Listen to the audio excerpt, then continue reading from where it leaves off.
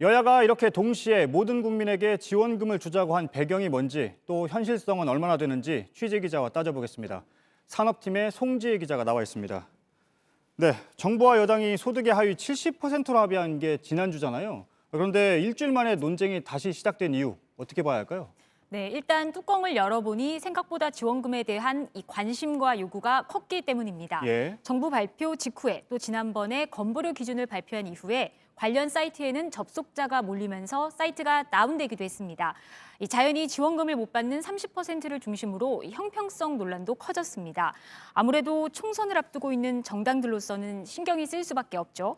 또 지자체 지원금을 어디는 주고 어디는 안 주는 문제. 지금 당장 생계가 걱정인데 5월에 주는 게 무슨 긴급 재난지원금이냐 이런 논란도 있었습니다. 이러다 보니 여야에서 이럴 바엔 전 국민에 골고루 또 하루라도 빨리 나눠주자는 말이 경쟁적으로 나온 겁니다. 네.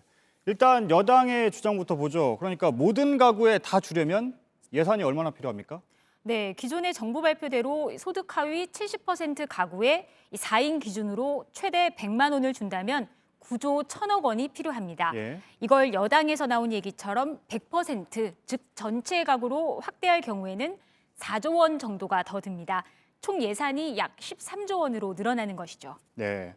그러면 미래통합당 한번 보죠. 1인당 50만 원씩을 주자는 거잖아요. 이 경우에는 예산이 얼마나 필요합니까? 네, 여당 안보다 더 들어갑니다. 단순히 계산해도 25조 원인데요. 통합당은 올해 예산 중에서 당장 급하지 않은 예산, 예컨대 SOC 예산을 빼서 우선 쓰자는 주장입니다. 또 대통령이 이 긴급 재정 경제 명령권을 발동을 하면은 일주일 이내에 나눠줄 수도 있다. 이런 제안도 합니다. 일단 두 정당이 이렇게 주장을 하고 있는 거잖아요.